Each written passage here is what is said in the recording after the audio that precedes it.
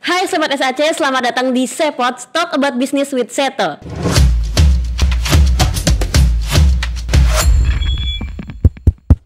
Kembali lagi dengan saya Ajeng selaku host di sini.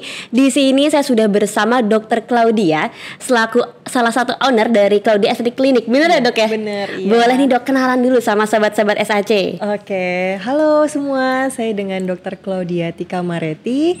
Saya di sini sebagai salah satu owner dari klinik Claudia Estetik Clinic. Oke, kalau klinik ini kalau boleh tahu itu berdiri dari kapan ya Dok? Dari awal pandemi itu berarti 2020. 2020 ketika pandemi? Iya, pandemi kan jatuhnya di bulan Maret ya. Betul, Nah, Maret. itu kita bukanya di Desember akhir September mulai renov dan segala macam, bukanya di Desember akhir. Unik banget ya, ini bisnis dimulai ketika pandemi. Iya, Boleh nggak betul. diceritain kenapa memilih untuk buka bisnis klinik kecantikan ini ketika pandemi, yang dimana orang-orang pandemi malah turun nih bisnisnya. Oh, Ini iya. berani banget nih ngambil keputusan.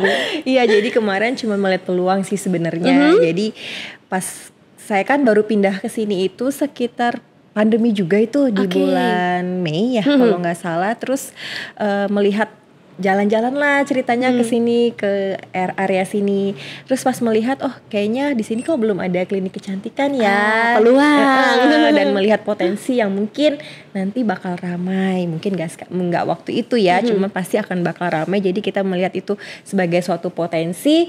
Dan kebetulan saya juga seneng di bidang kecantikan. Jadi waktu itu memutuskan untuk mencoba untuk membuka di sini. Oke Dok, tadi dokter sudah membahas terkait bahwasannya klinik kecantikan ini didirikan ketika pandemi. Iya, betul. Nah, sebenarnya ketika pandemi ini memutuskan untuk mendirikan ini bareng teman-teman, apa benar sendiri atau support bareng keluarga gitu? Oke. Jadi waktu pas melihat pengen ada, pertama karena peluang, kedua sempat pengen, maksudnya ada peluang tapi modalnya kurang nih ceritanya.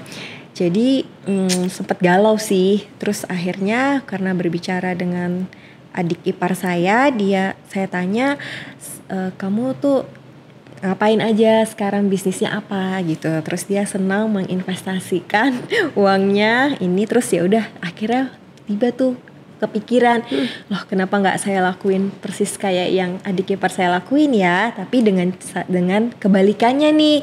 Saya yang mencari investor. Kalau itu kan Menarik. adiknya, Itu menguntungkan banget loh adik iparnya.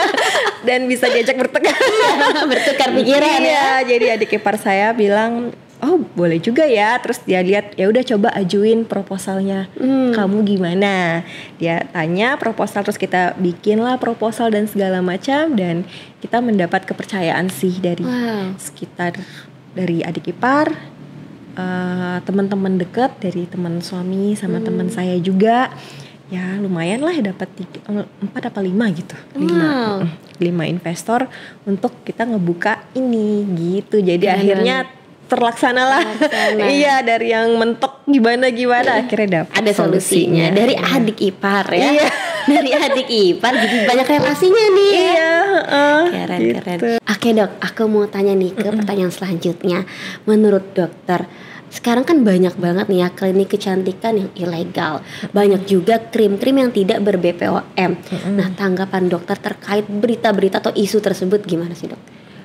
Sangat tidak disarankan sih ya untuk klinik-klinik yang ilegal, yang karena kita takut kan potensi untuk kayak misalnya untuk tindakan-tindakan yang invasif itu kan pasti ada resiko medisnya. Betul. Gitu. Jadi kalau terjadi apa-apa, takutnya kalau klinik yang tidak ilegal tidak bisa menanganin untuk kasus misalnya untuk memperbaiki yang tadinya ada resiko medis gitu. Bahaya sih. ya. Iya, cukup bahaya. Berarti memang bahaya untuk kliniknya pun juga bahaya untuk customernya ya. Betul. Ya karena sekarang memang banyak sekali sih Dok ditemui di berita-berita di YouTube banyak gitu krim-krim tidak ber-BPOM ternyata membahayakan kulit kita loh. Iya, gitu. betul.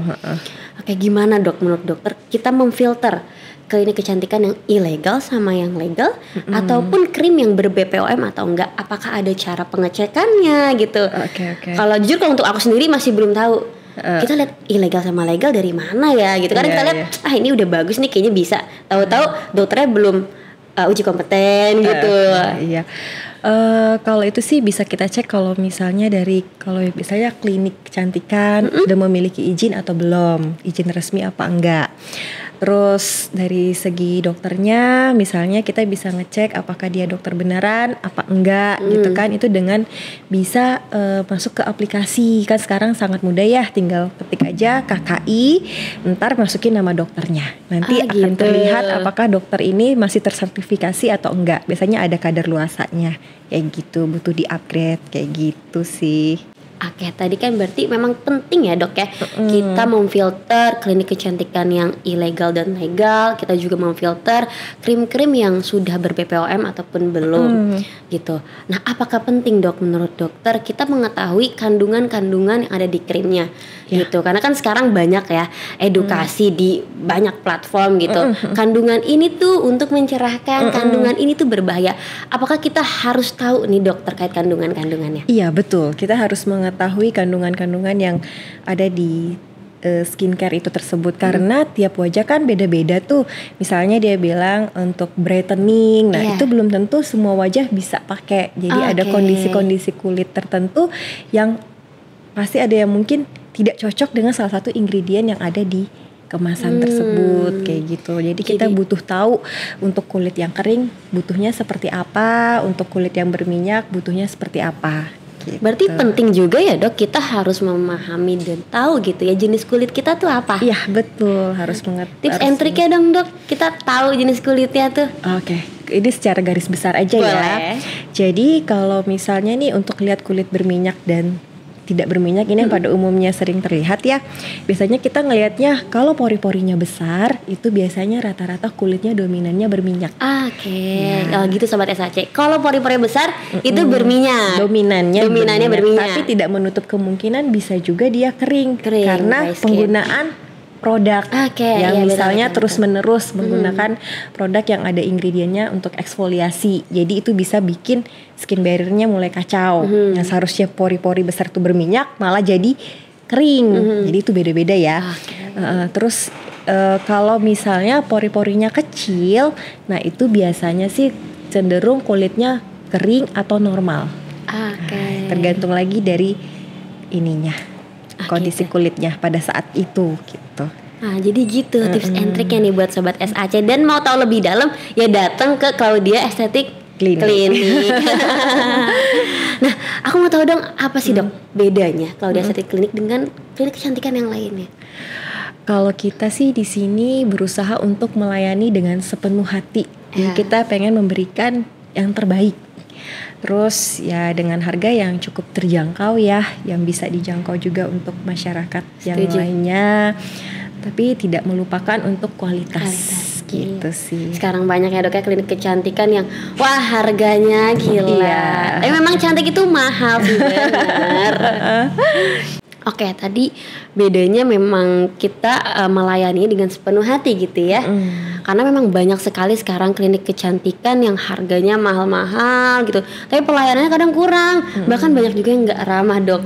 Yang penting sih kita ramah, dokternya ramah tuh jadi kayak enak gitu kan kasihnya. Nah aku mau tanya terkait satu statement nih dok. Kalau mau cantik cuma perlu skincare aja, gak perlu treatment. Itu benar gak sih dok? Banyak soalnya yang muncul di beberapa platform, nggak usah treatment mahal-mahal, cukup kita pakai produk ABC itu udah oke kok gitu. Saya sih jujur kurang setuju ya, tidak setuju karena yang namanya skincare itu kan yang masuk ke kulit terserap tidak utuhnya, tidak banyak gitu ya. Terus kalau misalnya ada beberapa kasus yang contohnya nih scar atau bopeng bahasa awamnya itu tidak cukup hanya dengan skincare aja. Mau pakai berapa banyak pun skincare itu tidak akan bisa bikin bopengnya hilang. Jadi tetap harus butuh bantuan dengan treatment gitu. Jadi ada beberapa kasus yang mungkin kalau kulitnya normal aja, baik-baik aja ya dengan skincare ya mungkin sudah cukup lah ya. Tapi tetap harus didukung dengan treatment karena aging kan semakin naik umur semakin ini. Iya. Jadi tetap butuh treatment sih. Jadi tidak hanya skincare aja. Kita harus didukung dengan treatment juga ya. Iya, betul. Karena memang susah ya kalau skincare kadang lama ya. Iya, betul. Karena kan yang terserap sedikit ya. Betul. Beda Prosesnya kalau lama. yang treatment Langsung ya gitu. ya nggak langsung banget, cuman lebih besar ya porsi yang diserap. Iya, pasti. Ya walaupun B-nya lebih mahal, cuman terbukti ya hasilnya. Betul. Nah, menurut dokter sendiri, kenapa ya kalau klinik kecantikan itu lebih digandrungi oleh perempuan dibandingkan laki-laki? Ya walaupun secara presentase memang ada gitu ya, cowok juga ke klinik kecantikan untuk perawatan.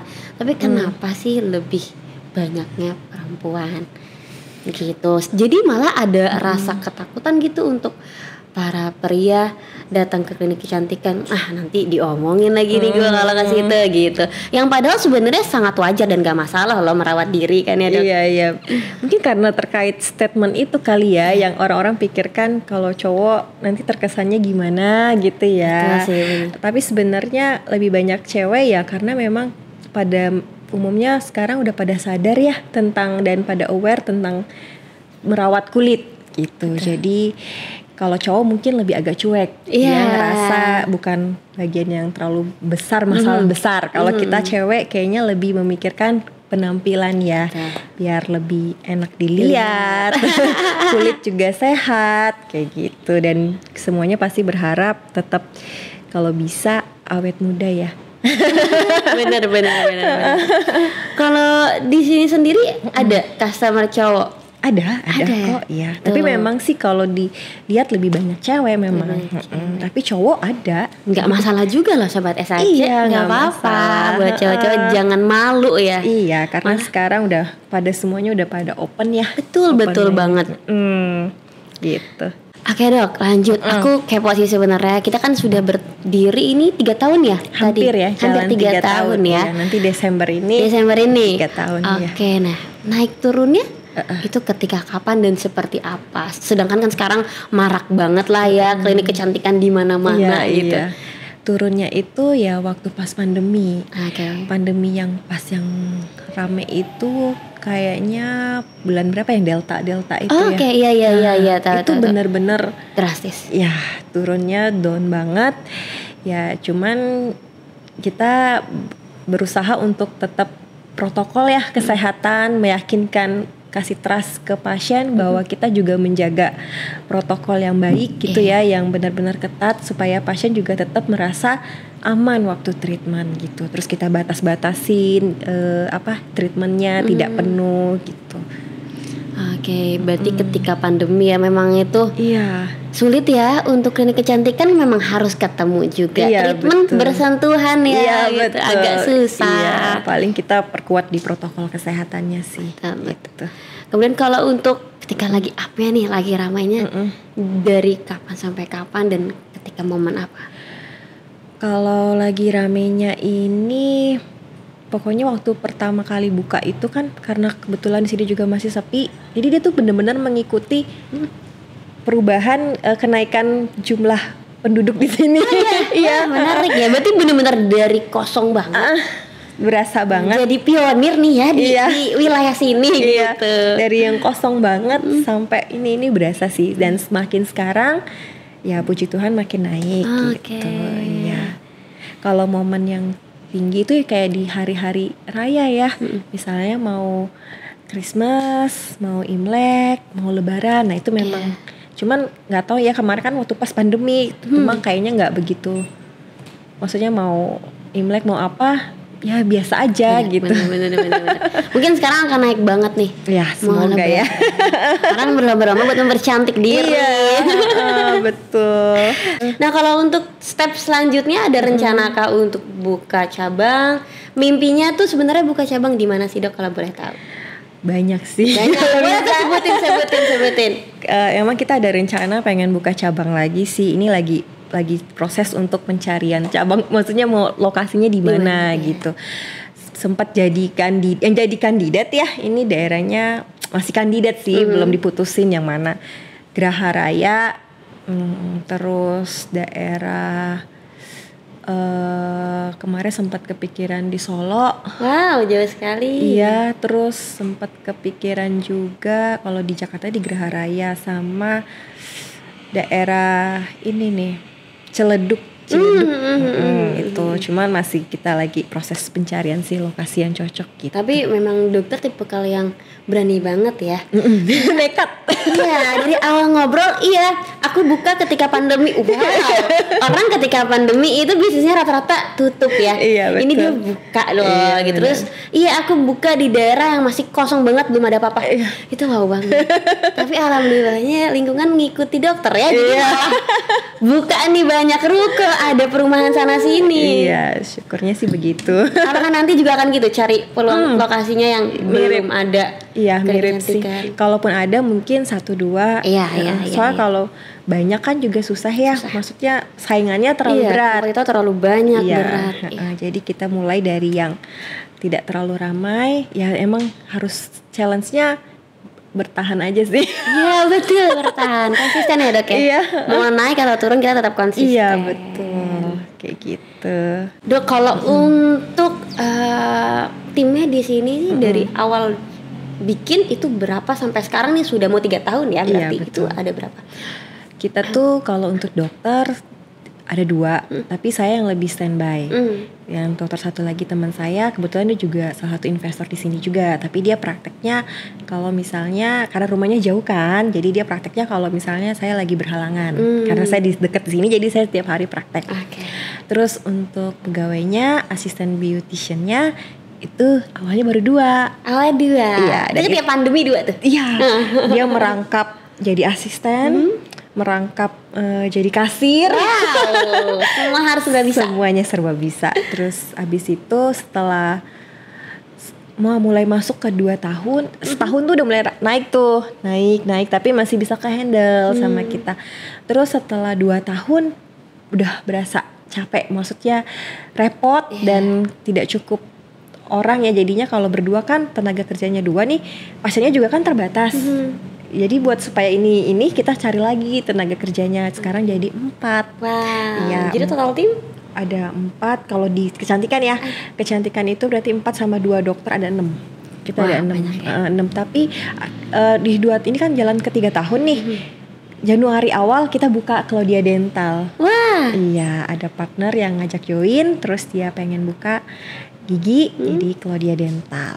Keren, Gitu, menarik. Iya. Udah kolaborasi sama dental ya, kecantikan sama gigi. Jadi biar semuanya komplit. Jadi cantik itu kalau giginya cantik kan, jadi senyum indah, muka indah percaya diri ya, Iya, Dok. betul. Jadinya komplit gitu. Pengennya sih bikin satu tempat serba bisa. Setuju. Tadinya pengen bikin kayak gitu, tapi belum tahu ya nantinya seperti apa ke depannya. Tapi kita pasti ada planning kayak apa ya, bikin orang tuh sangat mempermudah. Misalnya bisa merawat dari head to toe gitu lah. Setuju. Orang sekarang makin kesini nggak mau ribet sih dok. Iya, kalau bisa Pengen satu tempat udah ada, semua gitu iya, ya. pengennya sih begitu, tapi semoga bisa terlaksana. Aku cukup menarik juga tadi pas masuk. Wow, interiornya keren banget ya, warna pink gitu.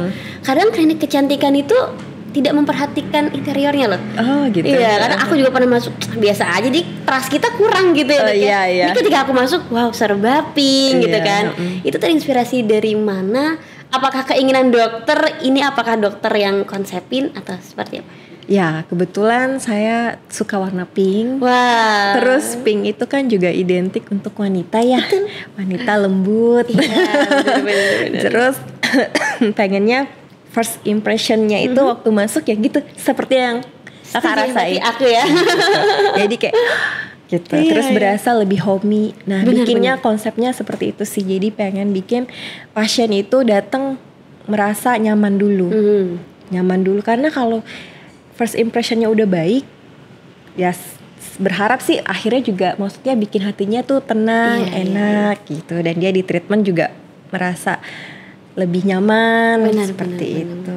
Kalau treatment kan makan waktu ya. Iya. Kalau tempatnya nggak nyaman, kurang nyaman juga jadinya. Iya. Ya tadi ketika aku masuk, wah speechless juga, bagus juga nih gitu. Iya. Oke dok, terakhir aku mau tahu tips and trick untuk membangun sebuah klinik kecantikan, Dok?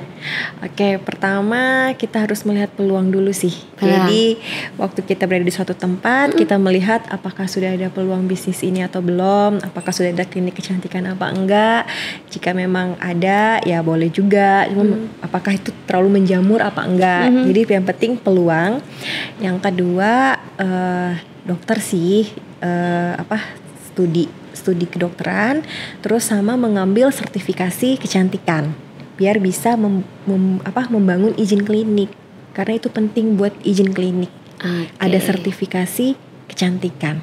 Oke, jadi gitu Sobat SAC. Ada 3 poin. Ya, peluang, tenaga medisnya ya, sumber daya lah ya, sumber dayanya, sama pendidikan. Iya, dibuat.